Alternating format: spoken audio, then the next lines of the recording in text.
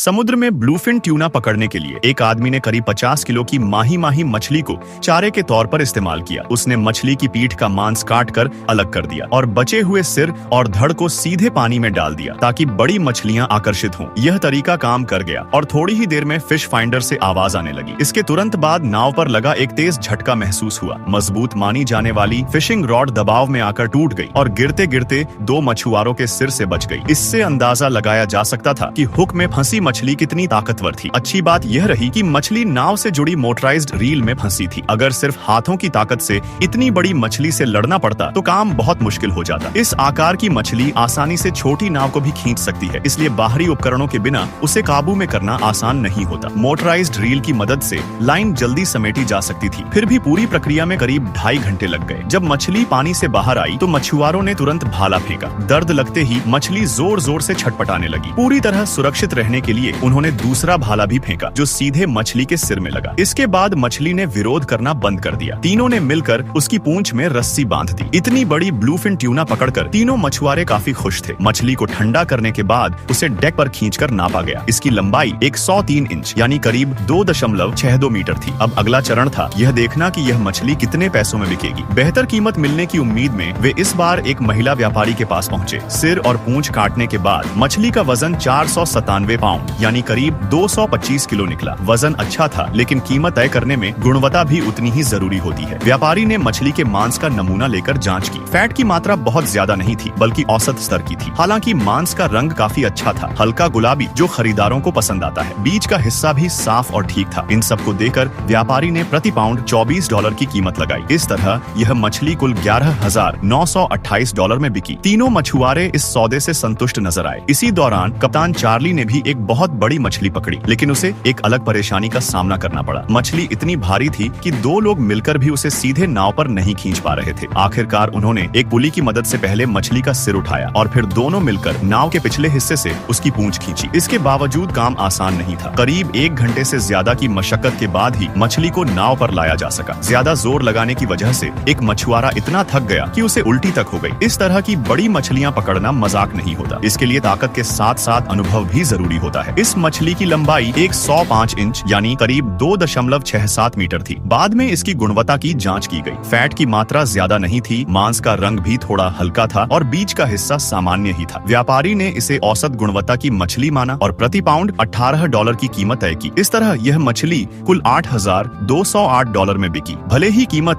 $10,000 से कम रही, लेकिन मछुआरे के लिए यह अच्छा दिन रहा।